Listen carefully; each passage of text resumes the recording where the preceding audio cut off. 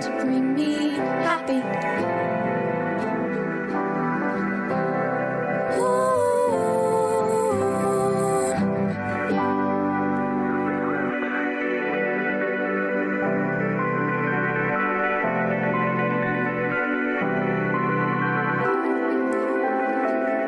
Thank you, happy.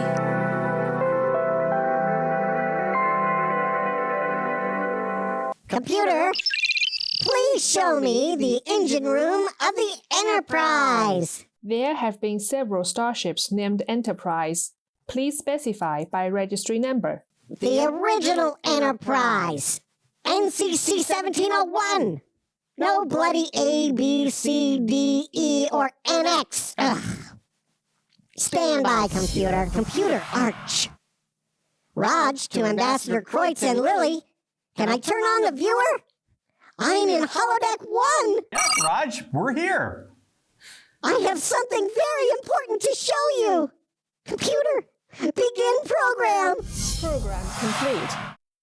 Main engineering on the Constitution class Enterprise starship in the late 2260s under Chief Engineer Montgomery Scott. I wonder what Rogg is up to this time. Well, let's see. I'm always up for a surprise. There's never a dull day on this ship with Rogg around, huh? Oh, yeah, absolutely. What's with the simulation of Kirk's Enterprise engineering section? Well, in honor of today's guest interview, I felt it was an appropriate setting. Rogg, did you fall on your little metal head and damage some memory circuits? You know, you got the wrong ship design, right? What in the blazes? Computer, patch into holodeck 1 arch controls and realign the holo matrix to show the USS Enterprise engineering section under the command of Christopher Pike. Program complete. Aha! Main engineering on the Constitution class Enterprise starship in the late 2250s under Chief Engineer Hammer and Pallier. Rogg, we know you try hard to help around here, but sometimes I don't know about you. You know, why don't you meander around here and try to find an engineer to help you run a diagnostic on your logic subroutines? Don't forget to pick up a bottle of cocoa on the way, Rogg. You'll be fine. Aye, sir, will do. You have a fun time with Bruce, reminiscing and hammering and hawing and all that stuff. We will, Rogg, and we'll check in with you a little bit later if you have any questions that you may want to pose to our upcoming guests. He means well. He does. Bryan, I got to admit that this is an excellent idea that Rogg came up with, and I'm excited for today's show. Yes, Lili, I am too. And to date, I think it may be safe to say that this could be our biggest guest star that we've ever had the pleasure to interview here on a Captain's Log. Yeah, quite possibly. We landed a main cast member of a current running show. And if you couldn't guess it by now with our setting of the holodeck program where Rogg is, well, maybe you don't know your modern Star Trek. It's the chief engineer of the Starship Enterprise under command of Captain Christopher Pike on Strange New Worlds. Yes, absolutely. Bruce Horak is going to join us in just a bit and give us a glimpse of what it was like to play Hammer. Bass, incoming transmission. Turn your view screen to Ambassador Subspace Channel Priority 1. Bruce Horak has arrived. Rogg is acting as communications officer. Well, that can't be right. He probably talked to the bridge comms officer for a bit of bridge crew inclusion. I think so, maybe so, but are you sure? Is that real therapy for Rogg, or is it one of your pranks, Lili? I'll never tell. Let's welcome Bruce to our show. Up next, A Captain's Log with special guest Bruce Horak returns in a moment. welcome back to A Captain's Log, your Star Trek interview show that brings you the boldest broadcast TV interviews from below the decks with rare or never before interviewed stars of Trek. Absolutely, simply the best. Now, Bruce, I know, was interviewed on our favorite talk show, aside from ours, of course, Will Wheaton's The Ready Room. Let's welcome our special guest to our show here on A Captain's Log. We have Bruce Horak. Welcome to the show, Bruce. Yeah, it's great to be here. Thanks for having me. Your family's been a very big influence on your career, and it could be safe to say that you were pretty much born into the performing arts. What are your earliest memories of acting in grade school, and do you have any favorite roles that you played? Miss Burchell, my grade 1 teacher, she put together a little performance where some of us would have these large placards hanging around our necks with a letter, and we spelled out Christmas. And we sang C is for Christmas, sort of the C is for cookie song, but with Christmas instead. And I was the C. And standing on stage, I remember by the time we got to learning the song and standing up on stage, we were in our technical rehearsal, so in the gym for the first time in front of an audience. And I recall swinging my cards so that it would move with the music and sort of dancing with it, and getting a laugh from the other kids who were watching. And that adrenaline rush of making a group of my peers laugh, I think, is what led me down the road to performance. Miss Burchell, for the actual performance in front of the parents, I got sidelined. I lost the job, but you know what? The career path was already set, no matter what Miss Burchell could do. That's quite a Christmas story, Bruce. Oh, too bad you were sidelined for that. Do you have a favorite role that you played in your acting career a little bit later than that? I created a show about, when was it? It would have been about 2006, called This Is Cancer. And I created a character called Cancer. It started off as a 5-minute little stand-up comedy bit that developed into a full show just from that character. So just to give you a little backstory, I had developed this sort of bouffant clown character. So he was all humps and bumps and kind of gross, and he had come up from hell to try to seduce an audience member to come down to hell with him. And it was a little 5-minute bit that I would do at cabarets around Toronto. And his name was Foof, and he was really charming. He's got British, and he would show up and he'd have chocolates and he'd sing a song, and he would, be a really charming guy. And this one night I showed up to play Foof at a cabaret, and they told me I had to change the name of the character because there was a clown on the bill named Foo. Helen Donnelley, she, long-time Toronto clown personality, and Foo was very well known. And they said, listen, this Foof guy, and I had really only been doing it for a couple of months at that point, and they said, listen, you got to change the character name because it's too close to Foo. So I decided to call that character Cancer, and I thought I would do exactly the same thing. I'd be kind of charming, and I'd bring out chocolates and flowers, and I would sing a song, and I'd try to convince someone to come home with cancer.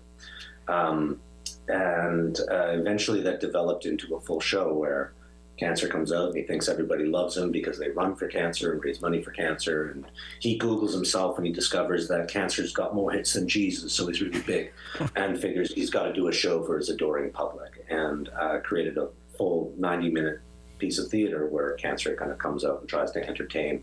It turns horribly badly on him, and eventually an audience member comes up on stage and beats the living tar out of Cancer with a pool noodle. And a great round of applause and great catharsis for the audience. That is hands down my favorite show to do. It is incredibly rewarding. I get to tell my own story as a cancer survivor. That's an amazing story that really hits home, Bruce, personally as a cancer survivor yourself, right? As a cancer survivor, I mean, I had cancer when I was 18 months of age. That's how I lost my eyesight. And then years later, my father passed away from cancer. So I really had a bone to pick with this entity.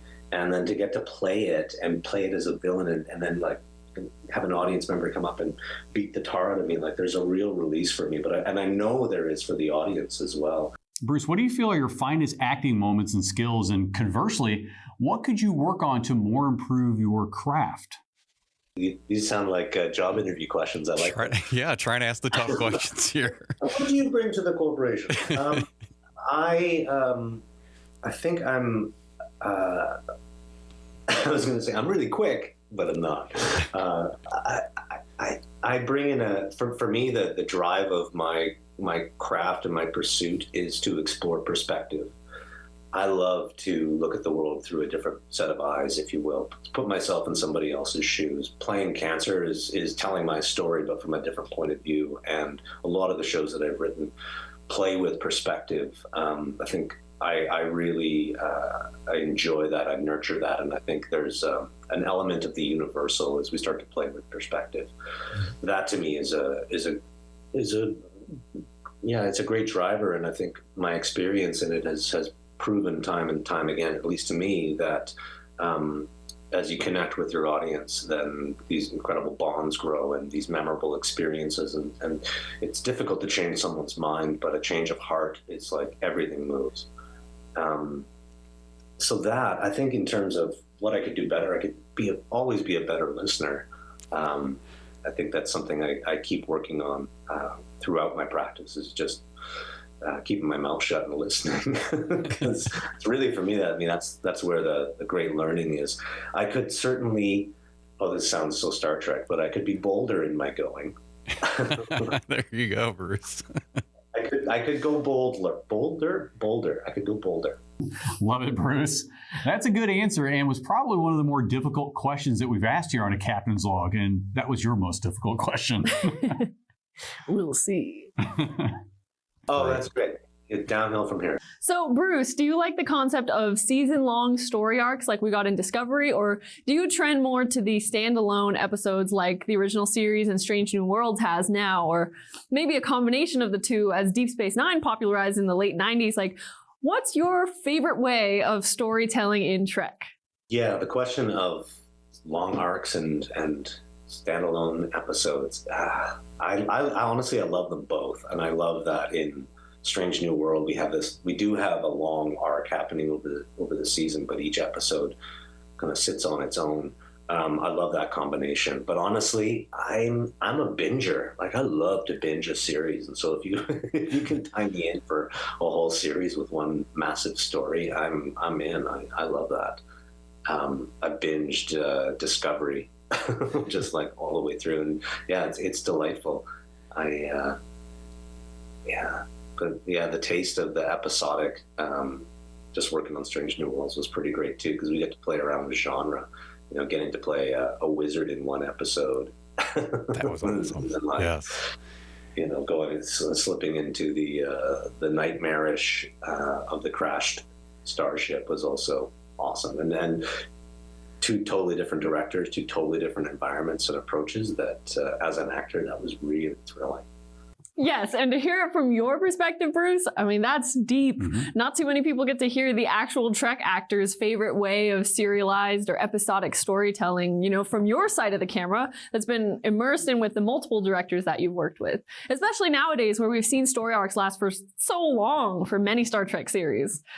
Getting to work with a single director, I don't even know if they do this with series anymore, but I mean, it seems like they change out directors every episode.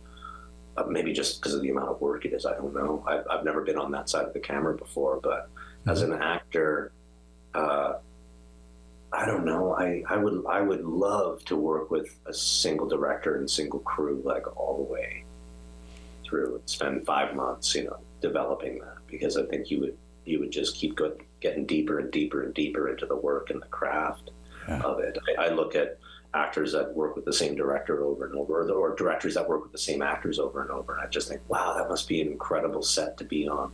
The shorthand you would develop, the nuances that you'd be able to dig into it would be, that would be really exciting. Absolutely, that would be different. Mm-hmm. Now, we do see a lot of different directors in Star Trek over the years, from Ralph Sininsky to Corey Allen or Rob Bowman and Jonathan Frakes, even LeVar Burton, and Bruce, Leslie Hope, who directed you in season 1 of Strange New Worlds. There's so many directors that come back around throughout a series. It's never just one single director. Exactly. And I certainly felt that over the season. I mean, I think technically in 5 episodes of the first season. And, every time I came in, it was a different director at the helm. And so you go deep really fast, which is also really, I mean, that's pretty cool too, because your time is finite.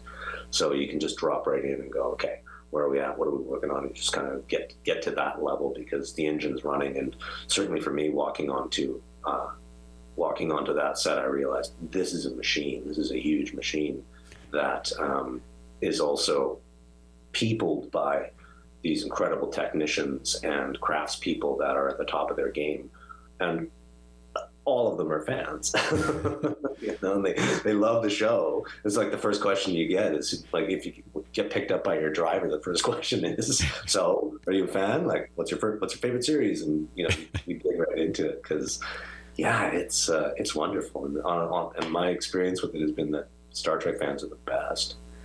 How was the casting process for you, Bruce? Were the producers specifically looking for visually impaired actors? If not, do you feel your disability either helped or hindered the casting, specifically with the character of an Aenar in mind? When the call went out for the casting announcement, it came through my agent, and it specifically asks for a blind or visually impaired performer to play a blind alien. They broke down a little bit of what the alien's abilities were, and that it was an Aenar. So that kind of coming down the pike was really what jumped out, and my agent, really flags those specific calls, and those calls are actually getting more and more frequent, or they have been over the last couple of years. I don't want to curse it, but shows like C, we're looking for blind and vision impaired artists, and In the Dark, and the more and more shows are specifically looking for someone with lived experience in the roles, and so that felt like the door was open for me at that point. I got really excited when I read that it was a new Star Trek series called Strange New Worlds. And I got really excited when I read the audition sides, which was the scene with Uhura and Hemmer and Spock. Wow. And I got even more excited. There was a line, I don't know if this is telling tales out of school, but there was a line in the sides that didn't make it to the final scene, but where Hemmer kind of describes his vision, and Uhura says, someone with your impairment, I was always taught to help someone with your impairment, and Hemmer sort of bristles and said, impaired, there's that word again, which makes it to the final scene. But then he goes on to talk about sensing when the heat in the room changes when a light goes off, or you hear the change of direction of a wind. It's like that's not impairment. That's not some sort of extraordinary talent. That's just listening, and that's just feeling in a different way. And his telepathy at that point just leapt out at me. It's like, oh, this isn't a character that is disabled. This is a character that is differently abled, and his abilities are actually quite extraordinary. So I thought, oh, I'm not being asked to come and represent a person with a disability. I'm actually being asked, with my lived experience, to portray a character that's kind of a superhero. I mean, yeah. So I got really excited about the character and about that scene in particular, and just leaping into the world of Star Trek, because I'm a Trekkie myself. I was raised on original series, watching reruns with the family. So Star Trek just, it's got such a place in my heart. And then I went back and researched the Aenar from the episodes of Enterprise that they were in. So it fleshed it out for me, and away we went.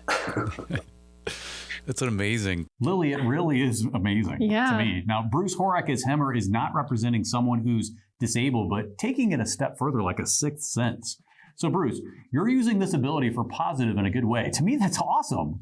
As I started to imagine it and, really expand my understanding of what a telepathic signal might be, it opened me up to notions of how Hemmer would be able to read a display screen and move through an environment, be able to know, wouldn't have face recognition, but absolutely everything else that he'd be able to read would tell him who a person was.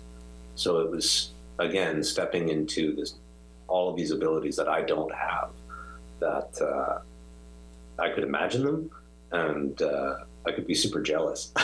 And it was like, I want that. Well, you're an amazing actor, Bruce, because you made it believable, and you made your scenes feel, for us viewers, like you really did have these sensing abilities as Hemmer. Wow, that's all lighting. So, Bruce, you've now joined a very elite group of people becoming a chief engineer. And you said you were a fan of the original Star Trek series, so you know that Scotty was the chief engineer of the Enterprise, but of the Big E herself. Tell me, honestly, who is the best, other than yourself, or your favorite engineer? Scotty, Trip Tucker, Geordi, B'Elanna Torres, O'Brien, Stamets, or Andy Billups even, and why?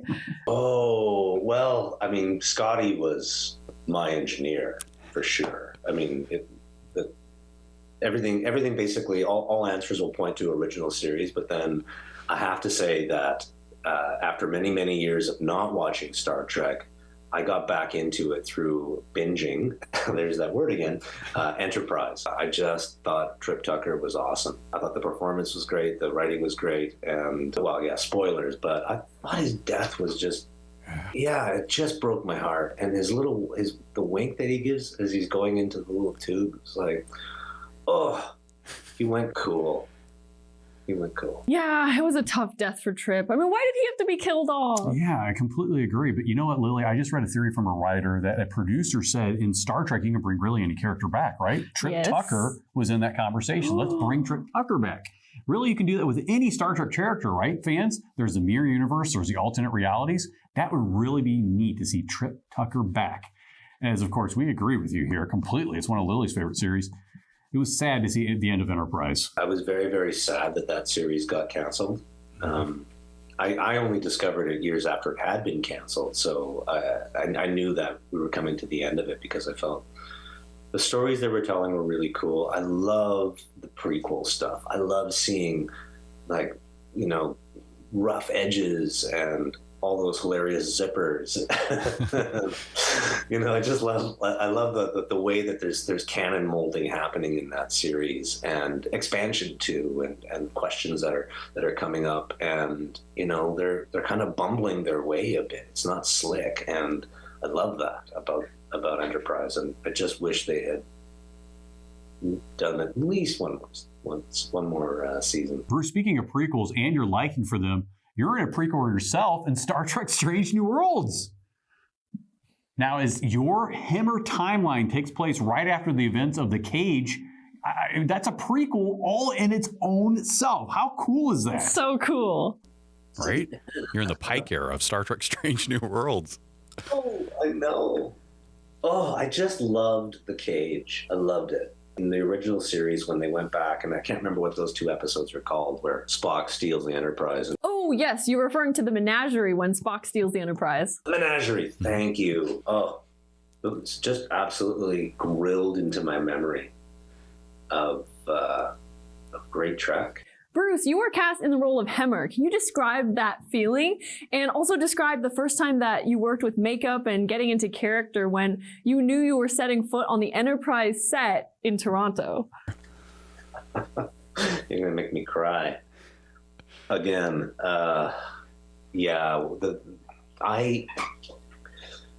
I didn't believe it for a long time that this was actually happening. I kept waiting for me to to get the notice that, you know, okay, we've decided to go in another direction. The moment where I knew, honestly, so here's where it was.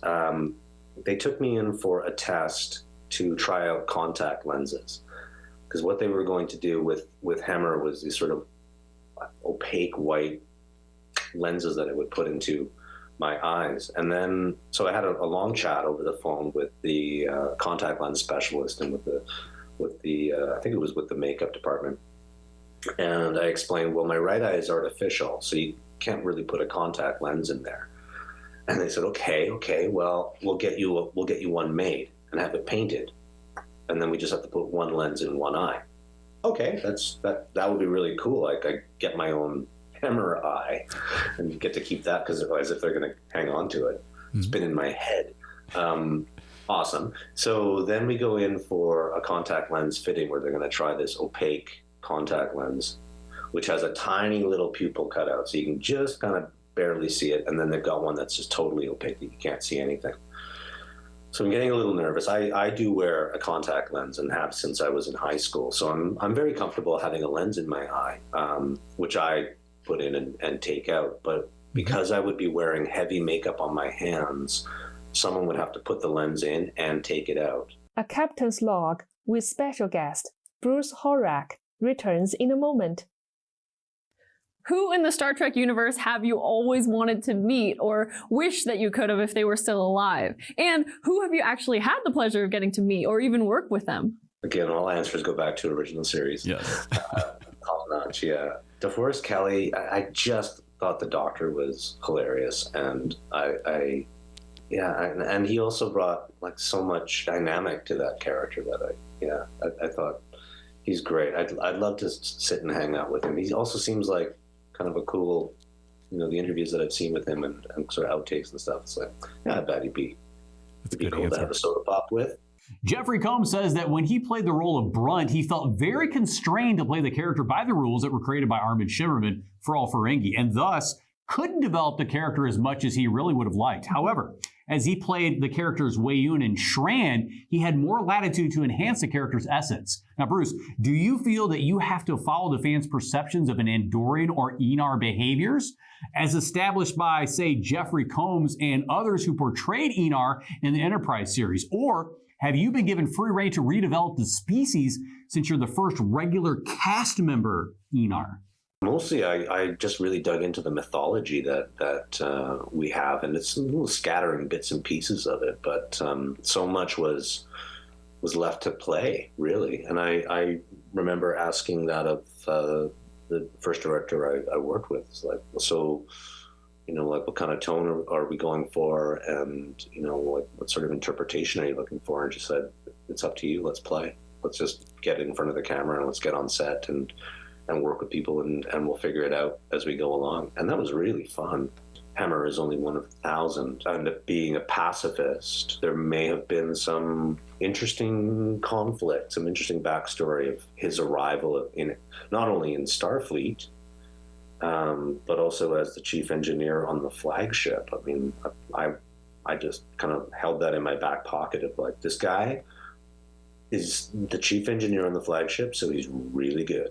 We all know that you're not finished in the Trek universe, and although actors don't generally have a lot of say in the writing or development of their characters, when you do come back, whether it be as Hemmer or as another character, how do you hope to see your characters grow? Do you have any aspirations for future storylines? I have many dreams. What are the loopholes here? How could it possibly happen that he came back? I really enjoyed the thought that Hemmer, he does fall out of the back of the spaceship, and a Gorn does erupt out of him, or 5 of them or whatever. They do erupt out of him, and they fight each other. But the surviving Gorn has taken on half of Hemmer's DNA. Ooh, yes! I love this Gorn-Aenar DNA theory. And anyway, we hope to see Hemmer back in business, boldly going very soon. Bruce, thank you so much for being on A Captain's Log. And Trekkies, thank you for joining our journey back through Bruce Horak's story and Hemmer's past and future. Bye for now. Hello, happy, my old friend. I'm glad you've manifested yourself into a human I can depend on to bring me happy.